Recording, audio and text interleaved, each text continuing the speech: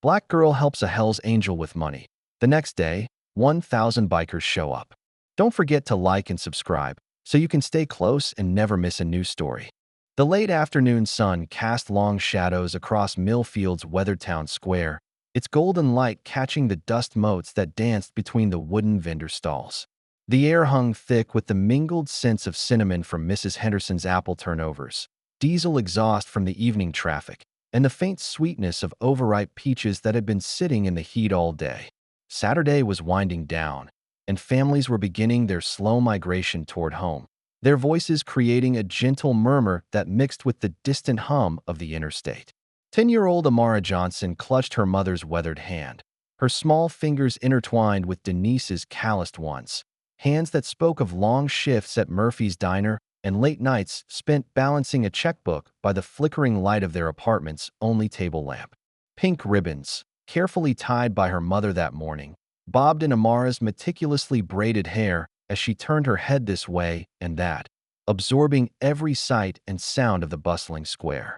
Her dress, a hand-me-down from her cousin Maya that had once been Maya's favorite, was a soft blue cotton adorned with tiny white flowers that had faded from too many washings.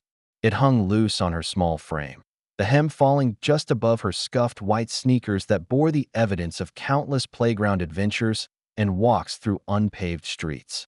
In her free hand, she gripped a crumpled $5 bill with the reverence of someone who understood its true value. $5. Her dessert money. The one weekly treat she got to choose for herself after spending every Saturday afternoon helping her mama navigate the grocery aisles, carefully comparing prices and clipping coupons, making sure every penny stretched as far as possible. "Stay close, baby," Denise murmured, adjusting her grip on two heavy paper grocery bags that contained their carefully planned meals for the coming week. The lines around her eyes, etched there by years of working double shifts and worrying about bills, deepened as she scanned the thinning crowd.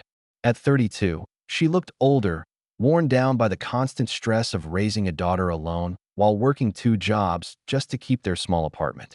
Amara nodded obediently, but her attention kept drifting toward the far edge of the square, where most people seemed to be creating an invisible barrier.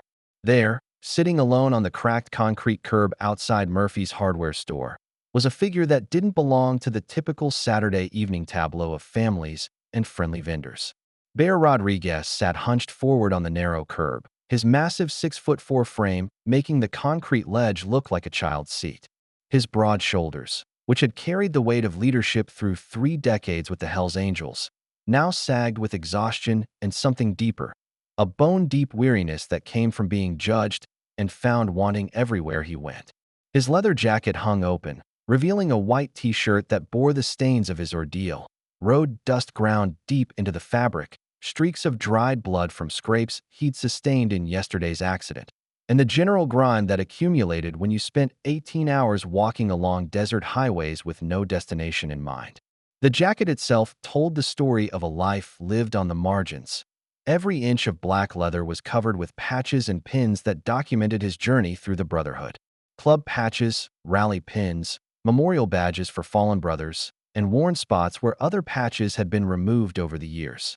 His boots, once polished black leather that reflected the chrome of his Harley, were now cracked and gray with age and hard miles. The soles were worn thin from walking on hot asphalt, and the leather was scuffed beyond repair. Silver stubble covered his strong jaw, and streaks of gray ran through dark hair that hadn't seen a comb in the 48 hours since his world had turned upside down.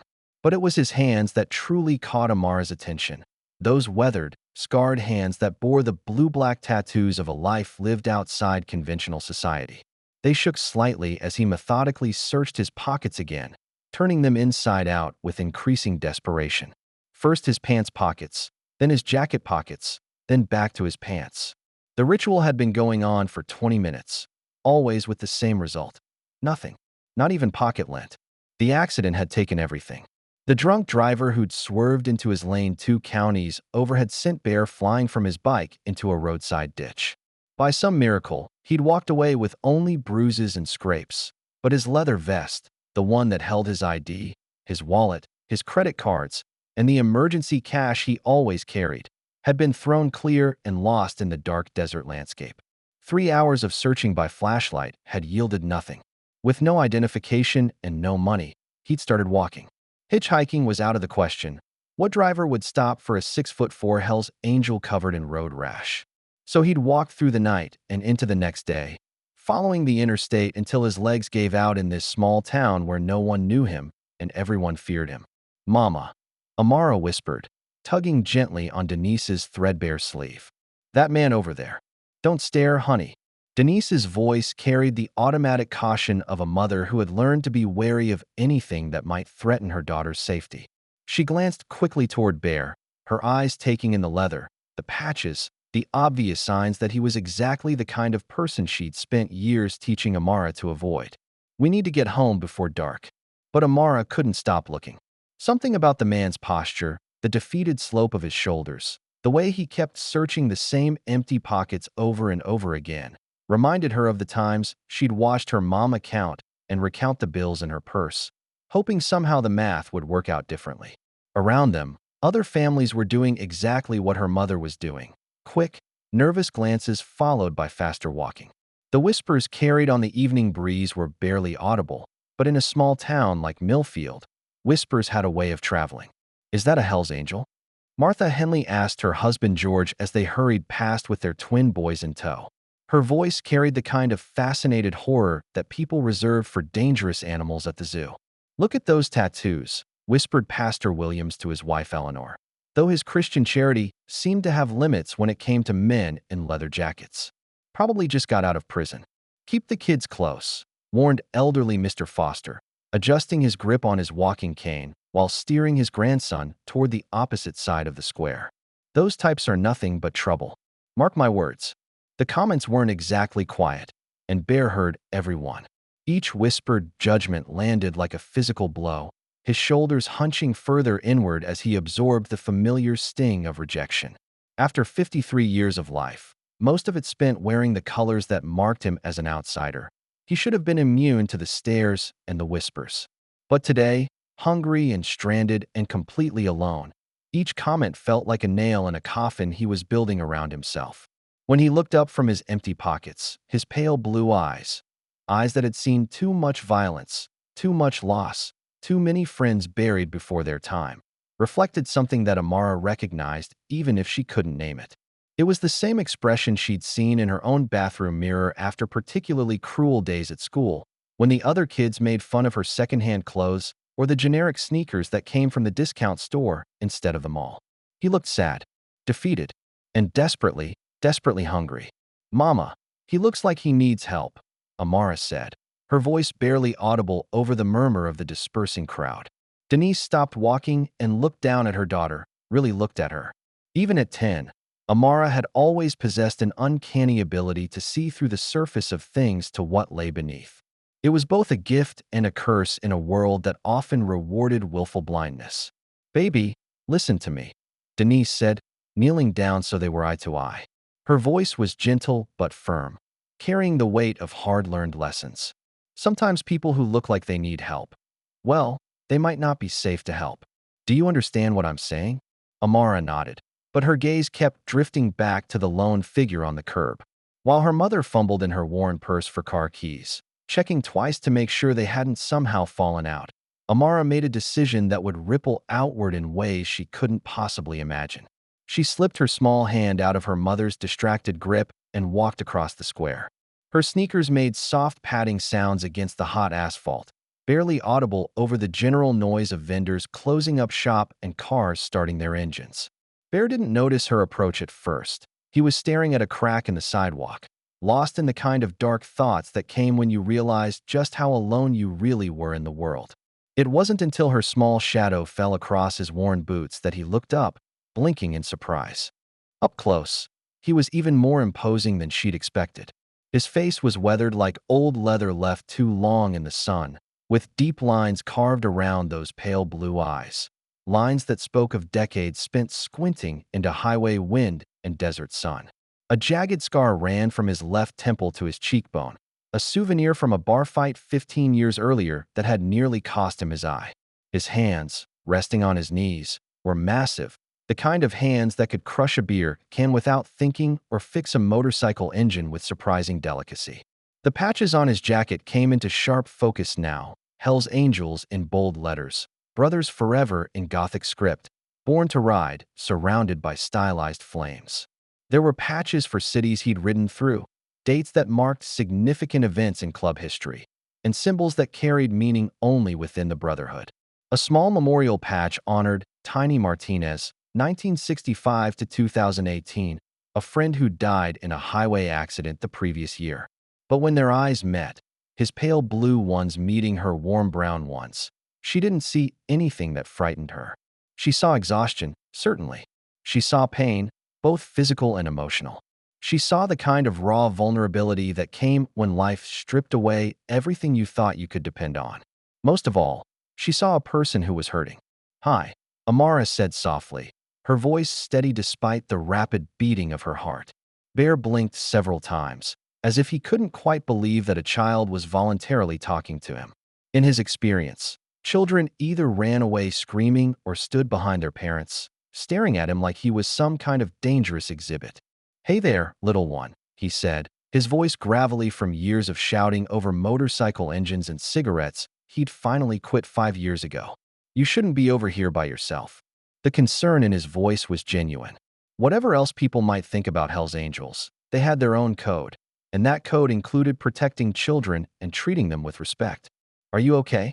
Amara asked, tilting her head slightly in a gesture that reminded Bear painfully of his own daughter at that age. Back before the divorce, back before Sarah had moved across the country with her mother, back before years of silence had grown between them like weeds. The simple question hit him harder than any of the whispered insults from the townspeople. When was the last time anyone had asked if he was okay? When was the last time anyone had looked at him and seen a person instead of a stereotype? He started, then stopped. "How do you explain to a 10-year-old that you're stranded 300 miles from home with no money, no identification, and no way to prove you're not the dangerous criminal everyone assumes you are?" "I've been better, kiddo." "Are you hungry?" she asked, her voice filled with the kind of innocent directness that only children possess. The question hung in the air between them. Bear's stomach had been gnawing at itself for the better part of 18 hours. The last thing he'd eaten was a stale donut from a gas station vending machine yesterday morning, before the accident that had turned his life upside down. "Yeah," he admitted, his voice barely above a whisper. "Yeah, I am." Without hesitation, without fear, without any of the careful calculations that adults made when faced with strangers, Amara held out her crumpled $5 bill. The money was warm from being clutched in her small fist and slightly damp from her nervous perspiration. "You can have this," she said, her voice filled with the simple certainty of someone who knew right from wrong without needing to think about it. "Everyone deserves to eat." Bear stared at the money as if it were some exotic artifact he couldn't quite comprehend.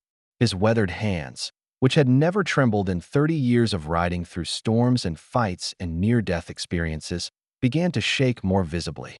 "I can't take your money, sweetheart," he said, though every fiber of his being wanted to reach out and accept the unexpected gift. "That's yours. You earned it."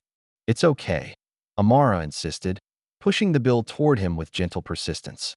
"I was going to buy ice cream from Mr. Patterson's truck, but ice cream isn't as important as making sure people don't go hungry. My mama always says that food comes before treats." For a long moment, Bear just sat there, this mountain of a man rendered speechless by the kindness of a child who had every reason to be afraid of him. Around them, the world seemed to pause. The vendors had mostly finished packing up their stalls, loading boxes of unsold goods into pickup trucks and vans. The families had loaded their purchases into cars and were beginning the evening exodus from downtown. Even the persistent breeze that usually stirred the dust in the square had gone still. "Amara," Denise's voice cut through the silence like a knife. "Amara, get away from there right now." The panic in her mother's voice was unmistakable.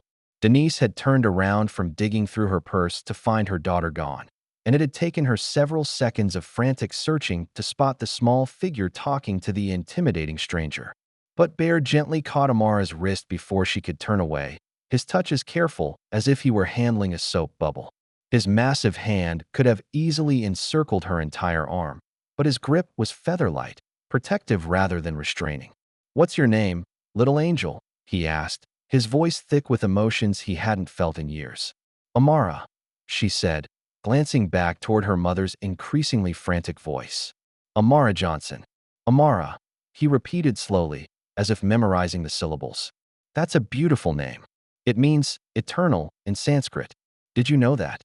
She shook her head, surprised that this rough-looking man knew something about her name that she didn't. I'm Bear, he continued, and I want you to know, what you just did, no one's shown me that kind of kindness in a very long time. Maybe ever. His pale blue eyes were wet now, though he tried to blink away the tears before they could fall. This isn't really about the money, you understand? It's about seeing me as a person instead of just this. He gestured to his jacket, his appearance, the patches that marked him as an outsider. You looked at me and saw someone who was hungry instead of someone to be afraid of. You looked sad, Amara said simply, with the brutal honesty that only children could manage. I don't like it when people are sad. It makes me sad too. Amara Johnson, you get over here this instant. Denise was marching toward them now, her grocery bags forgotten on the ground behind her.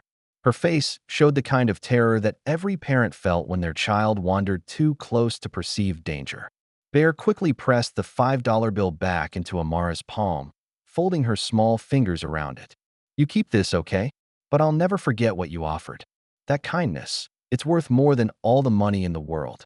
As Denise reached them, breathing hard from her sprint across the square, Bear stood up, all 6 feet and 4 inches of him, his broad frame casting a long shadow in the late afternoon sun.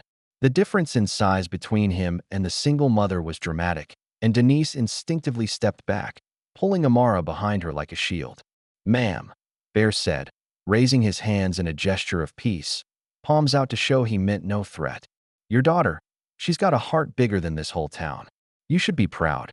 Denise looked between her daughter and this intimidating stranger, confusion and maternal fear warring on her tired face. Did he hurt you, baby? Did he touch you inappropriately? No, Mama, Amara said, her voice filled with the patience children sometimes showed when explaining obvious things to adults. He was just hungry. I tried to give him my ice cream money, but he gave it back. He said my name means eternal in Sanskrit. Bear nodded respectfully to Denise, noting the defensive way she held herself, the calculation in her eyes as she assessed him for threats. He'd seen that look countless times over the years, the automatic fear that his appearance generated in people who'd never taken the time to know him. She offered to help a stranger, he said quietly. That takes courage, real courage, and kindness that comes from being raised right. You should be proud of her. For a moment, the three of them stood frozen in the fading light. The single mother whose whole world revolved around protecting her daughter, the generous child who saw goodness even in the most unlikely places, and the biker who'd found unexpected grace in the last place he'd thought to look for it. We should go, Denise said finally, though her voice was gentler now, some of the sharp edge of fear softened by the obvious respect this dangerous-looking man showed for her daughter. As they began to walk away, Amara turned back once to wave. Bear lifted his massive hand in return, watching until they disappeared around the corner onto Elm Street, heading toward the small apartment complex where they'd lived for the past 3 years. The town square emptied completely as full darkness fell, streetlights flickering on one by one to cast pools of yellow light on the deserted asphalt. Bear remained on the curb, staring at the spot where a little girl in pink ribbons had seen past his leather jacket and his fearsome reputation to the human being underneath. In 53 years of hard living, years that had included military service, motorcycle clubs, bar fights, arrests, divorces, and the gradual loss of almost everyone he'd ever cared about, he'd been feared, respected, admired, and hated. He'd been called brother by men who'd die for him and enemy by those who'd kill him without hesitation. But it had been decades since anyone had simply been kind to him without wanting something in return. The kindness was pure, uncalculated, given freely by someone who had every reason to be afraid but chose compassion instead. It changed something fundamental inside him, not just because of what Amara had offered, but because of what she'd seen when she looked at him. He pulled out his battered cell phone, a device held together with electrical tape and good intentions. The screen was cracked from his accident, but it still worked. He scrolled through his contacts, finding numbers for chapter presidents, road captains, and brothers from California to Maine. The first call was to Tommy Thunder Morrison in Phoenix, the closest chapter president and Bear's oldest friend in the Brotherhood. Tommy? It's Bear. Yeah, I know it's late. Yeah, I'm okay. Well, mostly okay. Listen, something happened today. Something important. He paused, gathering his thoughts. I need you to put the word out to every chapter on the Western Seaboard. Hell, put it out nationwide. I need everyone who can ride to meet me in Millfield tomorrow. Every single brother who can get here. Thunder's voice crackled through the damaged speaker. Jesus, Bear, what kind of trouble are you in? You need lawyers? Money? What's going on? No trouble. The opposite of trouble, actually. Bear smiled for the first time in days. I need them here because we're going to show this town what brotherhood really looks like. And Tommy, make sure everyone understands. This is about honor. This is about showing respect to someone who deserves it. This is about remembering what we're really about. The second call was to Maria Silver Castellanos in Los Angeles, the toughest woman he'd ever known and the president of the West Coast Women's Riding Club. Silver, it's Bear. I need a favor. A big one. He explained the situation, the accident, the stranding, and most importantly, what had happened with Amara. I need every rider who believes in doing right to be in Millfield tomorrow. This isn't club business. This is human business. Silver's voice was warm with understanding. I'll make the calls, hermano. We'll be there.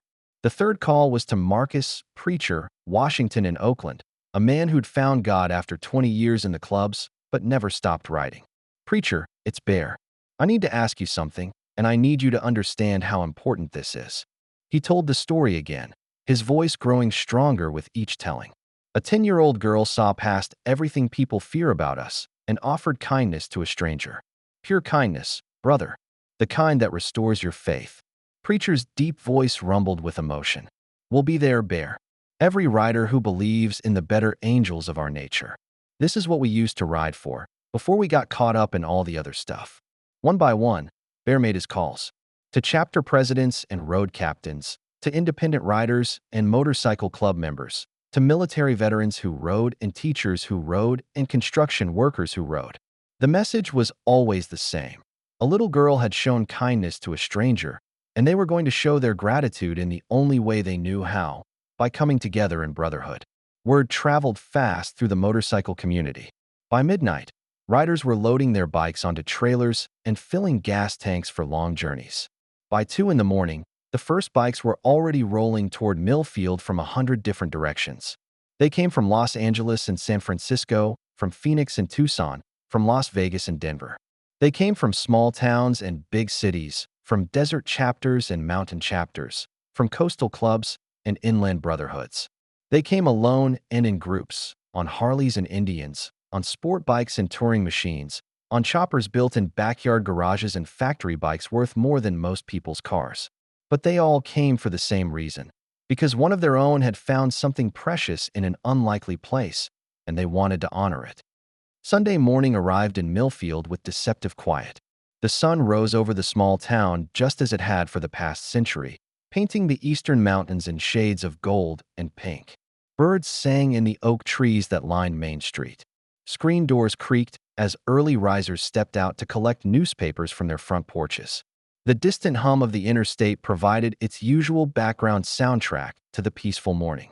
Denise was in their small kitchen, scrambling eggs in the one non-stick pan that hadn't lost its coating yet when she first heard the sound. At first, she thought it might be a freight train, though the tracks were more than 5 miles away. The rumble was deep and steady, seeming to come from everywhere at once. "Mama, what's that noise?" Amara asked from the living room, where she was sprawled on the carpet with her coloring books spread across the coffee table. She'd chosen to color a picture of angels today, carefully staying within the lines as she gave them pink and purple wings. Before Denise could answer, the rumble began to grow. It wasn't the steady rhythm of a train. It was more complex, more layered, like a symphony of thunder that built and built without ever breaking into lightning. The sound grew deeper, more insistent. The windows of their small apartment began to rattle in their frames, a subtle vibration that made the glass hum like tuning forks. Car alarms started going off in the parking lot outside. First one, then another, then a chorus of electronic wails that added to the growing cacophony. "Stay inside. baby," Denise said, moving to the window that faced the street. What she saw made her gasp and step backward. The street in front of their apartment complex was filling with motorcycles. Not just a few, dozens of them, appearing around corners and emerging from side streets like a black river of leather and chrome. The riders wore matching patches, their bikes gleaming in the morning sun despite the dust of long journeys. "Oh my God," she whispered, her hand pressed against her throat. But even as she watched, more motorcycles appeared. They flowed down the street in organized formations, riders signaling to each other with subtle hand gestures, filling every available space. The sound continued to build as more engines added their voices to the growing symphony. Big touring bikes with deep, throaty rumbles, smaller sport bikes with higher-pitched snarls, custom choppers with the distinctive potato-potato-potato sound of modified Harley engines. "Mama, I want to see," Amara said, abandoning her coloring to join her mother at the window. "No, baby. We're staying right here until—" But the sound was changing now. Individual engines were shutting off, one by one, creating a complex rhythm as the symphony gradually diminished. In the relative quiet that followed, they could hear voices, the creak of leather, the soft conversations of hundreds of people organizing themselves. Neighbors were emerging from their apartments and houses now, some in bathrobes, some clutching coffee cups, all of them staring in shock at the army of bikers that had materialized in their quiet residential neighborhood. Then came a knock on their door. The sound was gentle but unmistakable, and it sent a jolt of adrenaline through Denise's system. She hadn't given anyone their address. How could they possibly know where she and Amara lived? "Mrs. Johnson?" The voice was familiar, though it took her a moment to place it. "It's Bear. From yesterday. I was hoping I could speak with you and Amara." Denise moved to the peephole and peered out. The same weathered face from the town square looked back at her, though he appeared different now. He'd shaved and combed his hair, and he was wearing a different jacket. Still leather, still covered in patches, but newer, well-maintained. His eyes looked clearer, more focused. "Mama, that's the hungry man from yesterday," Amara said, having recognized his voice as well. Against every instinct that told her to keep the door locked and call the police, Denise slowly turned the deadbolt. She opened the door just a crack, the security chain still engaged, and peered out at him.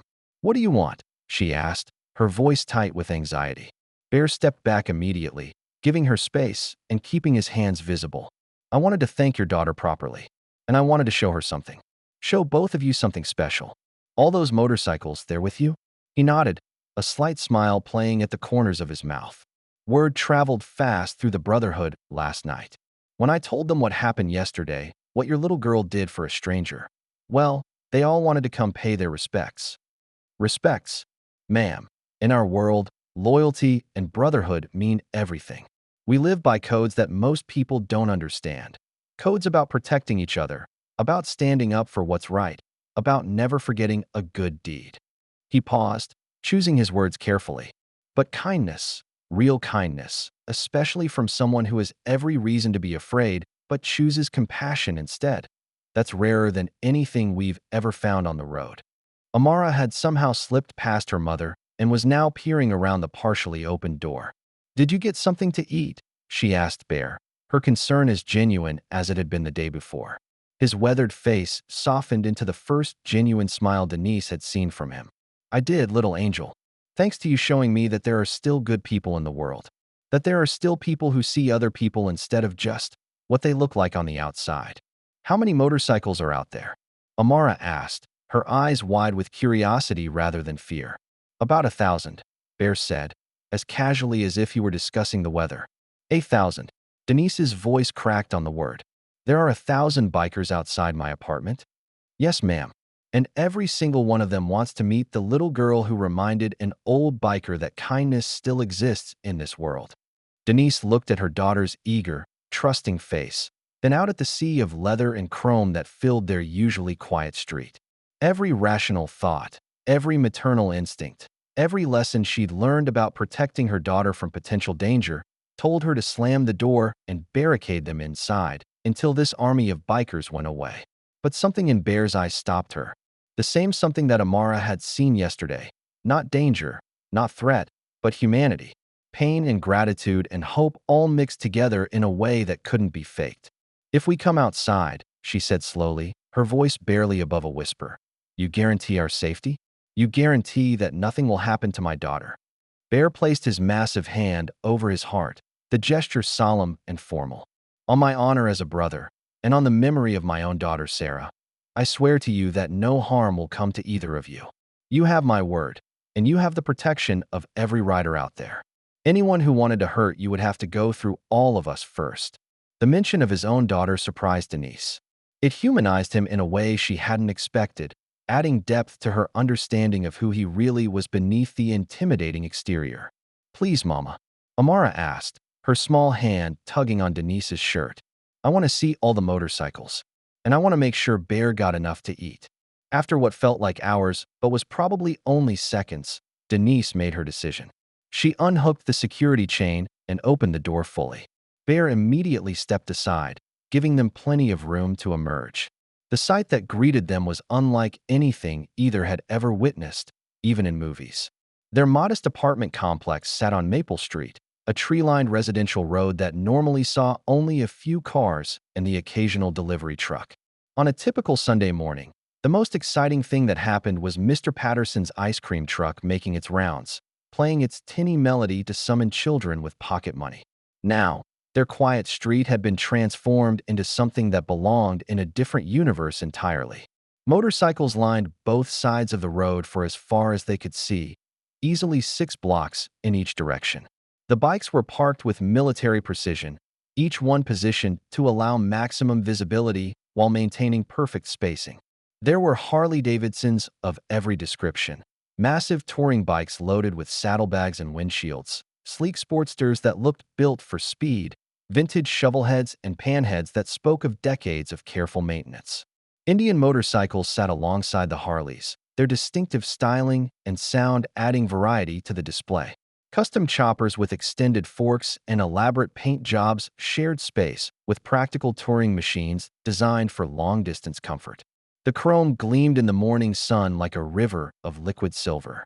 Custom paint jobs told individual stories: flames and eagles, skulls and roses, names of lost loved ones, artistic interpretations of freedom and rebellion and hope. Some bikes were works of art that had taken years to build. Others were practical machines chosen for reliability over appearance.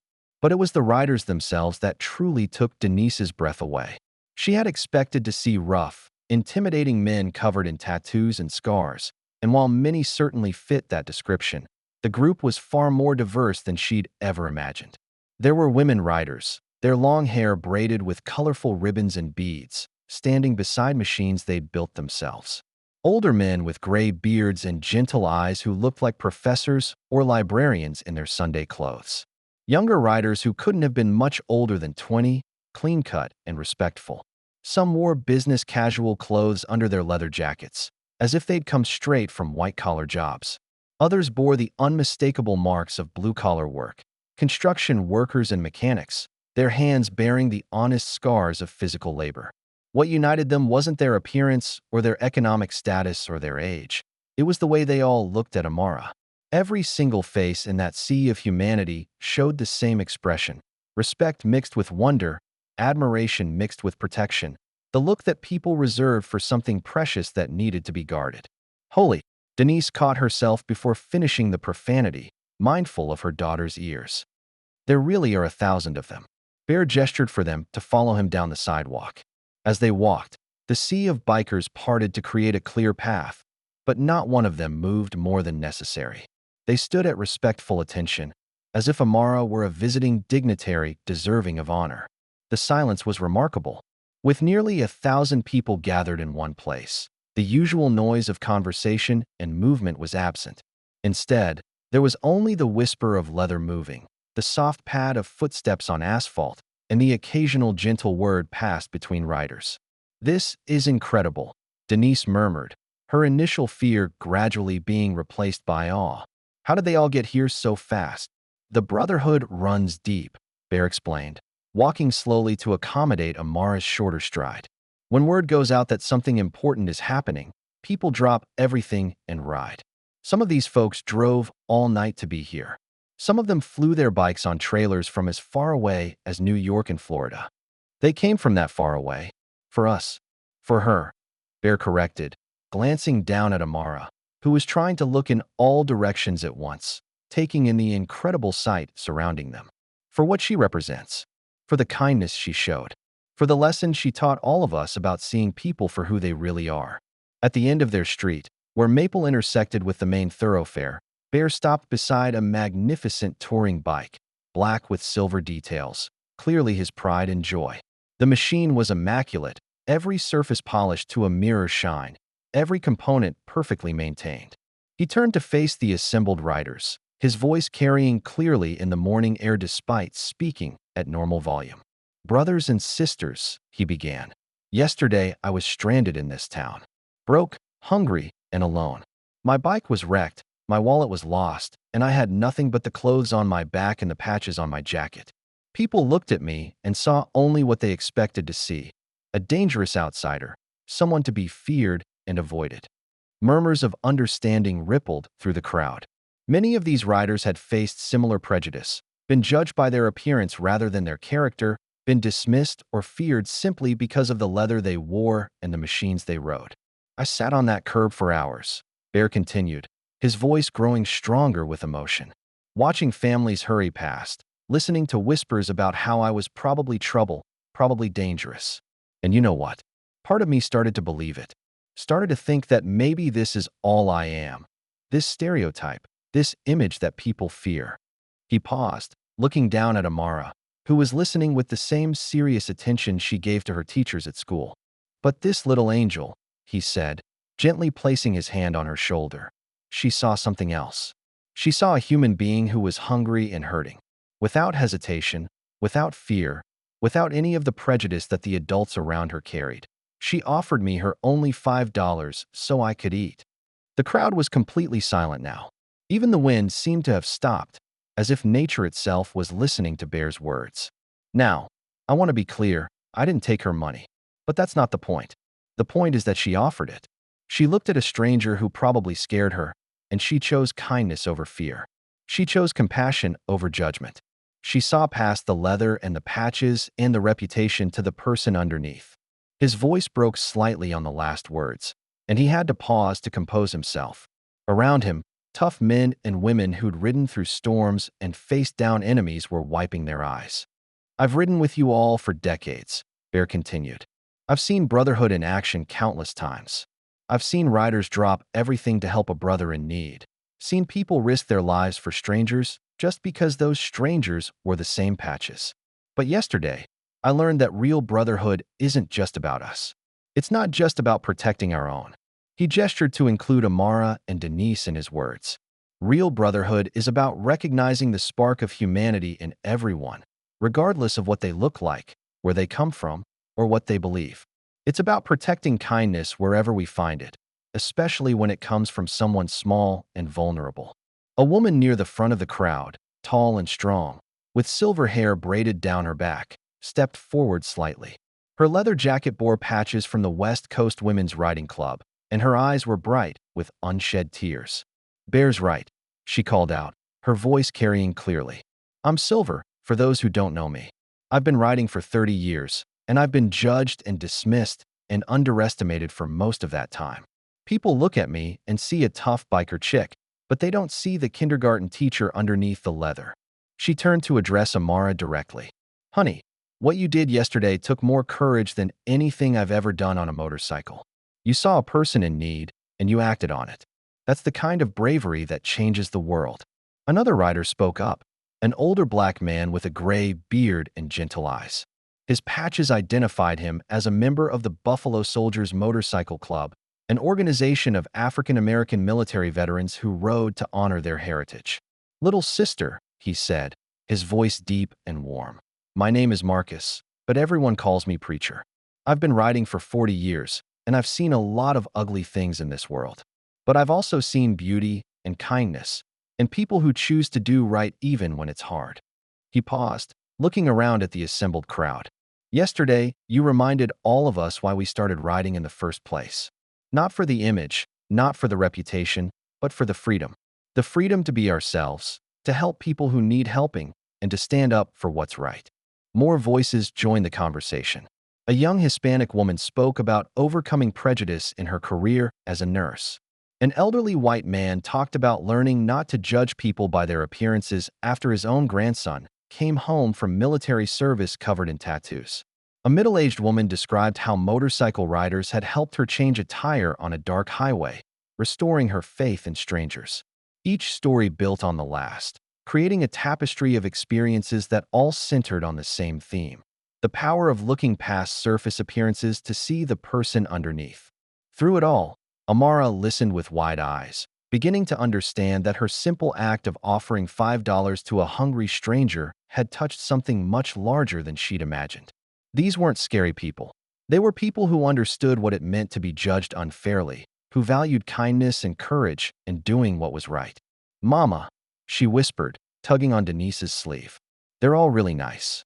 Denise nodded, her own prejudices crumbling as she listened to story after story of compassion, generosity, and brotherhood.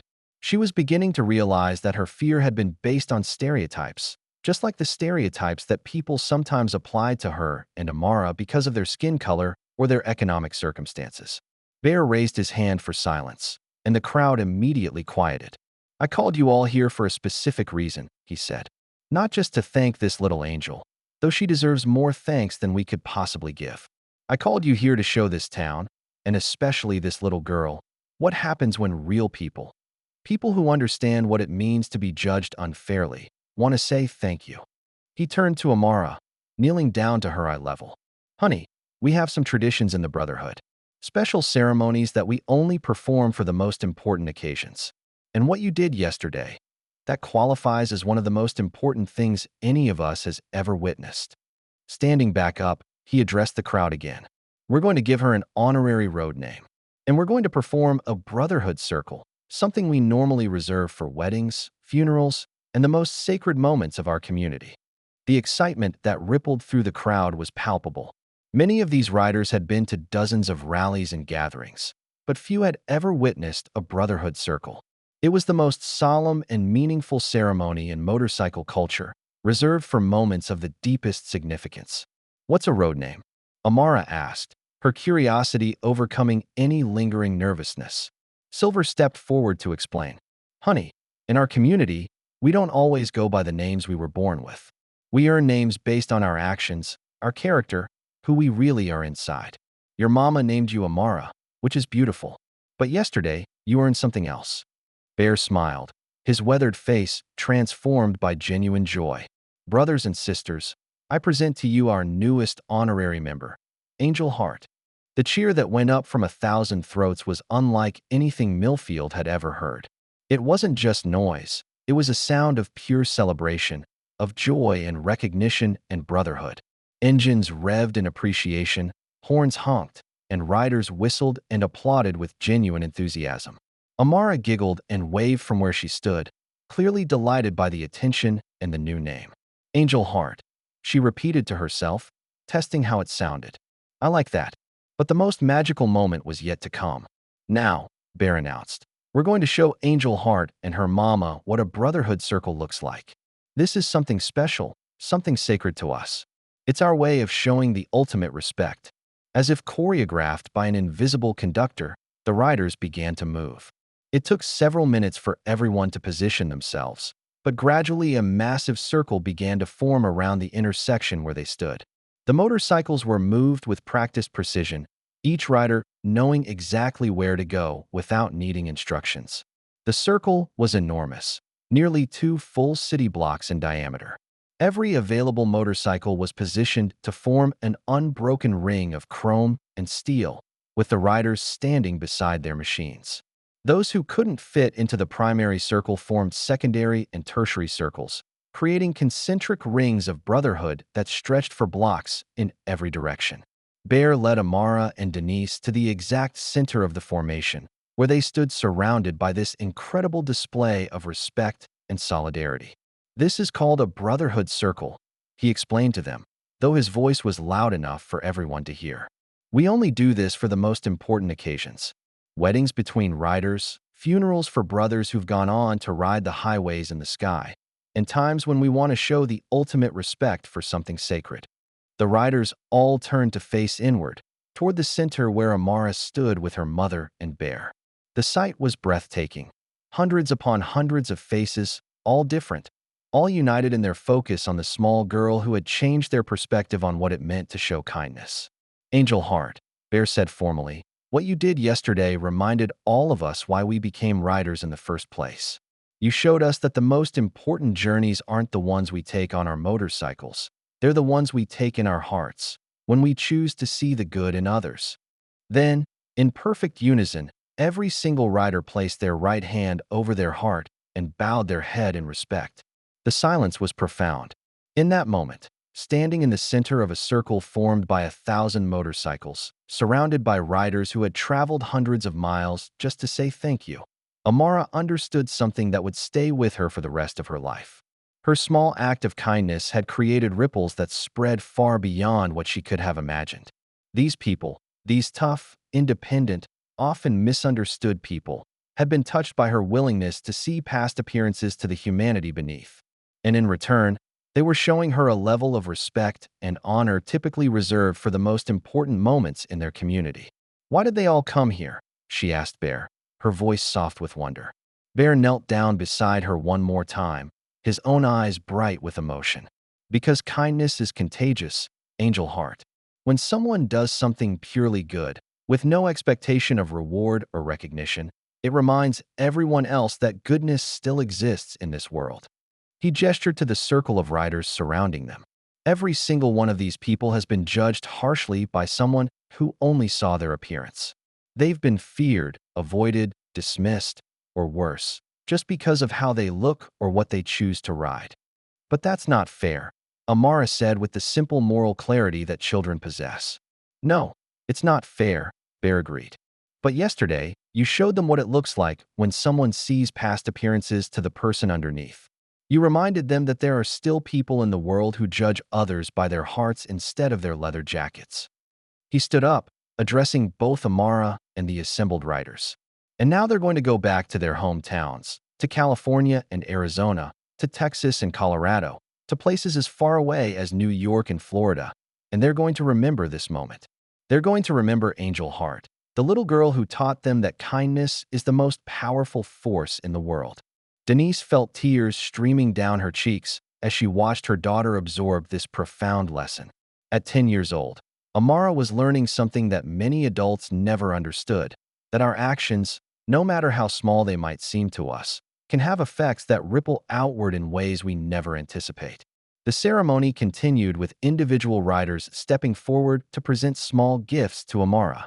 They weren't expensive gifts. These were working people, many of whom struggled financially just like Denise did. But each gift carried meaning and thought. Silver presented her with a small leather patch embroidered with angel wings. This is your official road pin, honey. It means you're one of us now, part of the family. Preacher gave her a small cross carved from wood, explaining that it had been blessed at a motorcycle ministry service. To remind you that kindness is sacred, little sister. A young woman named Rosa, who worked as a paramedic in Los Angeles, gave her a small first aid kit. Because people who help others should be prepared to help, she explained with a smile. Each gift came with a story, a personal connection between the giver and the receiver.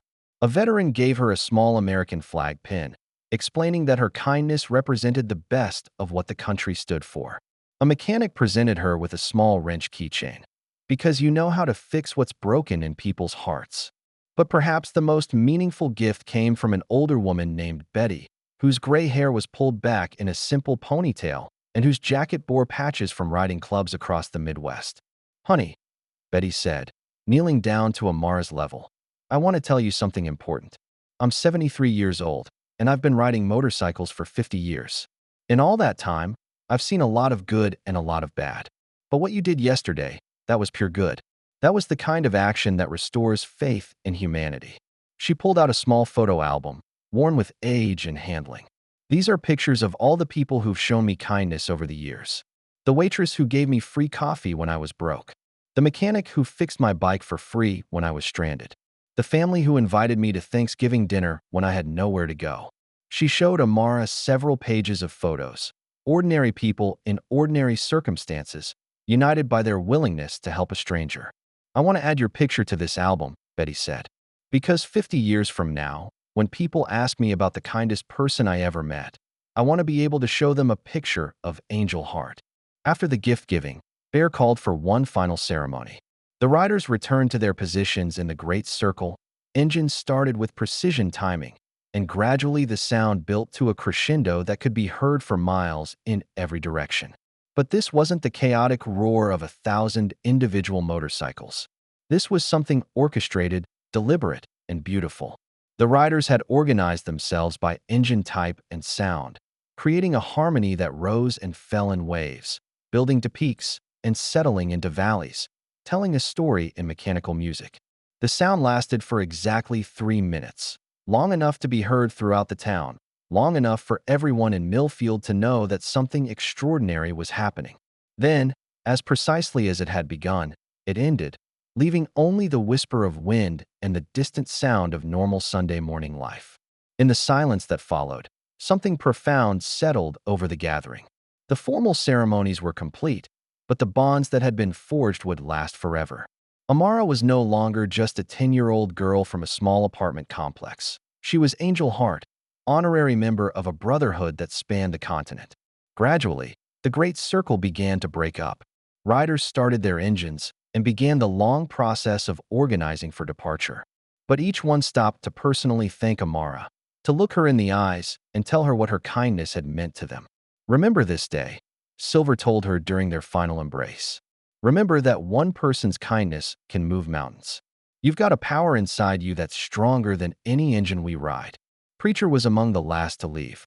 "Little sister," he said, "you've reminded us all why we ride. Not for the image or the reputation, but for the freedom to be our best selves, to help people who need helping, and to stand up for what's right."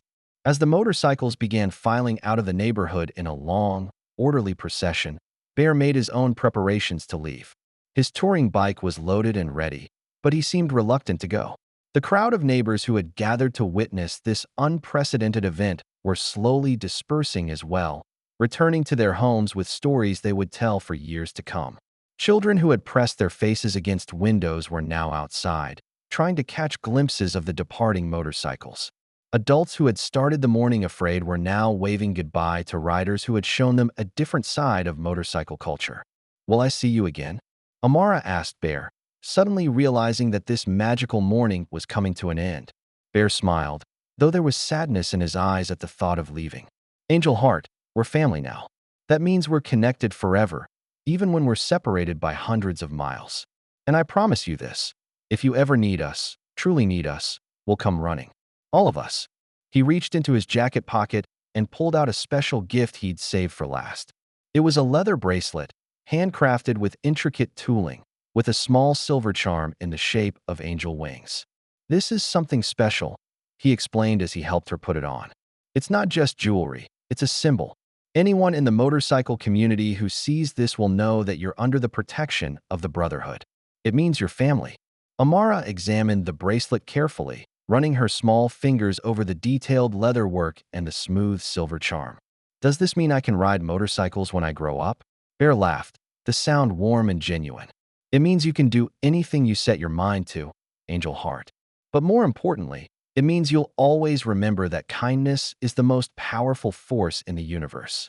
Stronger than any engine, faster than any motorcycle, more enduring than any road we'll ever travel." He hugged her one final time, then stood to shake hands with Denise. "Ma'am, you've raised something special here.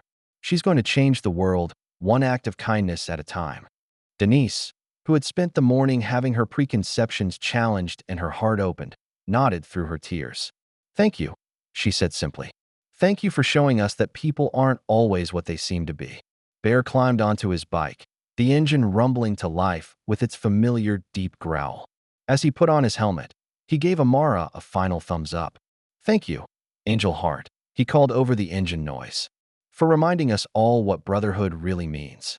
With that, he rode off to join the tail end of the procession. Amara and Denise stood in their parking lot, waving until the last motorcycle disappeared around the corner and the rumble of engines faded to silence. The neighborhood slowly returned to its typical Sunday morning quiet, but everything had changed. The story of what had happened would spread throughout Millfield and beyond, carried by the neighbors who had witnessed it, recorded on the phones of dozens of people, and shared on social media by riders as they traveled back to their home states. But for Amara Johnson, now and forever known as Angel Heart to 1,000 motorcycle riders across the country, the most important change was internal. She had learned that kindness creates ripples that can travel farther than anyone imagines. She had discovered that courage doesn't require size or strength, just a willingness to do what's right regardless of the consequences. And she had experienced the profound truth that when we choose to see the humanity in others, we often discover the best parts of ourselves. As they walked back toward their apartment, Amara fingered the angel wings bracelet Bear had given her and looked at the photo album Betty had shown her.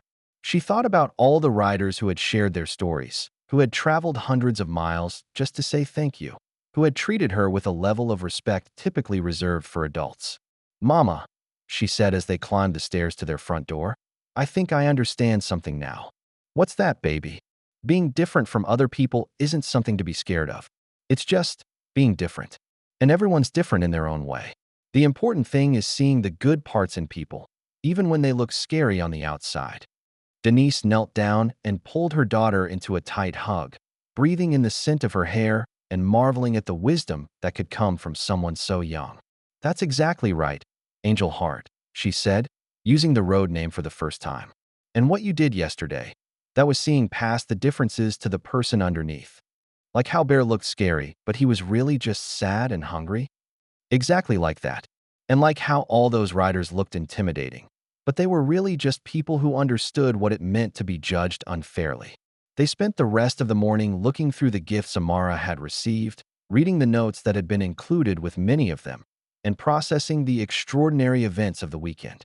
The leather patch that declared them protected by brotherhood was carefully placed in a frame alongside the photograph from the ceremony.